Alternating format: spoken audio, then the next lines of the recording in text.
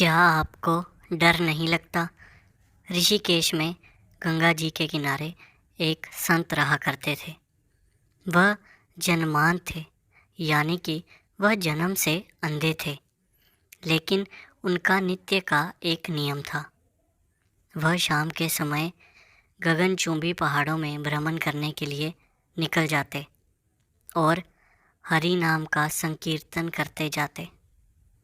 एक दिन उनके एक शिष्य ने उनसे पूछा, बाबा, आप हर रोज़ इतने ऊंचे ऊंचे पहाड़ों पर भ्रमण करने हेतु जाते हैं, परंतु उन पहाड़ों पर बहुत गहरी गहरी खाइयाँ भी हैं, और उससे बड़ी बात तो यह है कि आपको आँखों से दिखलाई नहीं देता।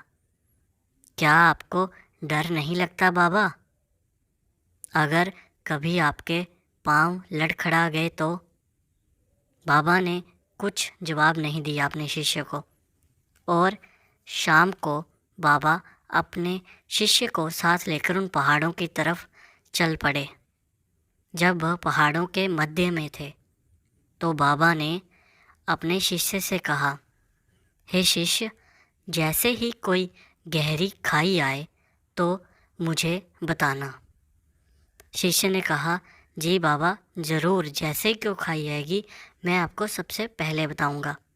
दोनों चलते रहे और जैसे ही एक गहरी खाई आई, शिष्य ने बताया कि बाबा, गहरी खाई आ चुकी है। तो उन बाबा जी ने कहा, मुझे इसमें धक्का दे दो। अब तो यह शब्द सुनकर शिष्य सकपका गया। वह हैरान रह गया कि बाबा उसे धक्का देने को क्यों बोल रहे हैं। उसने बाबा से कहा, बाबा, मैं आपको धक्का कैसे दे सकता हूँ? मैं ऐसा हरगिज़ नहीं कर सकता। आप तो मेरे गुरुदेव हैं। मैं तो कभी अपने शत्रु को भी इस खाई में नहीं धकेल सकता।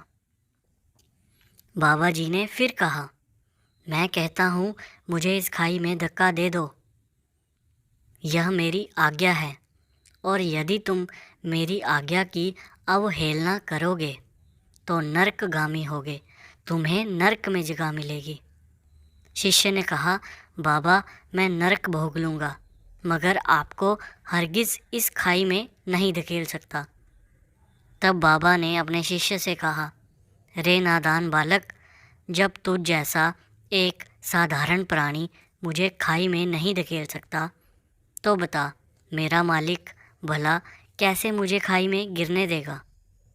उसे तो सिर्फ गिरे हुओं को उबारना आता है, गिरे हुओं को उठाना आता है। वह जो मेरा मालिक है, वह कभी किसी को नहीं गिरने देता। वह पल पल हमारे साथ है, बस हमें विश्वास रखना होगा उस पर।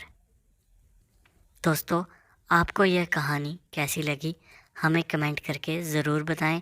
साथ ही साथ हमारे चैनल कहानी सुनो को सब्सक्राइब ज़रूर करें। धन्यवाद।